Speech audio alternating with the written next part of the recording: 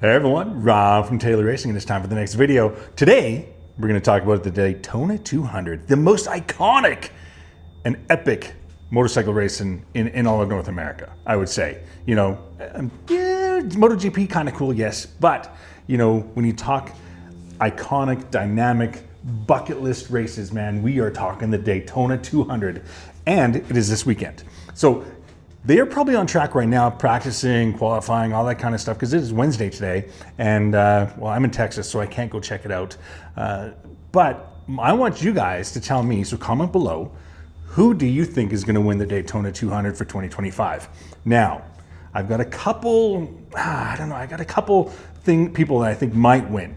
You know, Josh Herrin is obviously your favorite. He's won the last couple. He's on a Warhorse Ducati.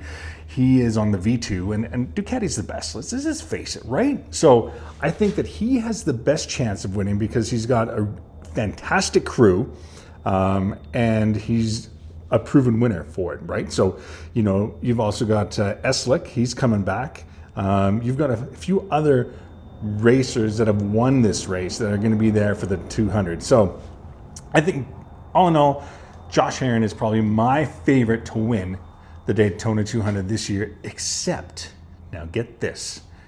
Now, comment below if you agree with me or not, but I think the dark horse that could come and just throw a huge curveball into this is the man, the myth, the legend, the one and only iconic Isle of Man TT superhero, Michael Dunlop. Now, he is also on a V2. So, man, you know, like that guy knows how to ride. He's got endurance. He's got cojones. You know, like I think he's going to be the dark horse. Now, it's all going to depend on what is his pit crew like? What are his challenges?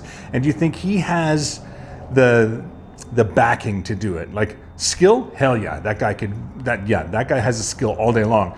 But it comes down to the pit crew, right? So those are my two favorites for the Daytona 200. But here's another question for you. Now I need your comments below on this one. Who do you think the top Canadian is going to be? Now there's only 3 Canadians that are on pre-register that I looked at today that are in there. And my favorite Canadian has to be hands down Trevor Daley.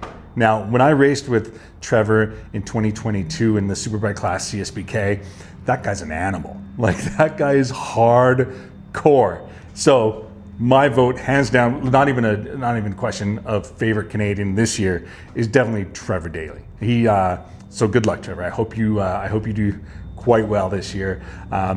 Will you win it? I don't know. You're a madman. You could probably do it, but I think when it comes down to it, I think it's going to be a Herrin, you know. But my favorite Canadian, hands down, it's going to be Trevor Daley this year. So now, one more question for you. Now, follow along. Daytona 200, iconic, bucket list. Should I do it next year? Let's think about this. I'll be 51, just about 52 years old, right? It's been a bucket list dream of mine to do the Daytona 200. And I think if I'm going to do it, I've got to do it ASAP, right? There's a few guys that have done it into their late 50s, mid to late 50s, maybe even their 60s, like John Ashmed. I think he was 60-ish. I know there's a few guys that have done it in their late 50s. So I'm thinking I got to do it.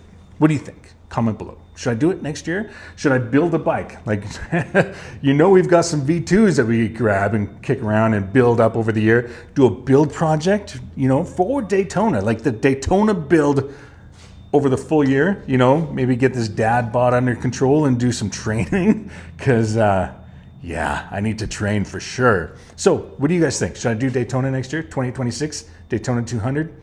Do the Taylor Racing V2? Maybe get... all right, I've already spoke to him a little bit. Kyle the Savage to be my crew chief, you know. I can get Blair to be my logistics manager, hook all that kind of stuff up, get everything ready to go. Maybe grab a teammate, like, who's Phil the Beast maybe? You know, get that little 17-year-old squirt on the bike. Well, he'll be 18 by then, so we'll get him on another bike. We'll have 2 bikes, do a full team effort, you know, and, you know, Maybe see if Phil wants to do the Daytona 200. I don't know. He's pretty motivated as a racer. I don't think it'd be on his bucket list. He's too young to know what it is, right? No, for sure he would, right? So comment below. Let me know what you think. Should I start training, get my fat ass in gear, build a bike, and do the Daytona 200 next year for 2026? Comment below. Let me know. And don't forget to like, share, subscribe, and of course, stay tuned for the next one. Cheers, everyone.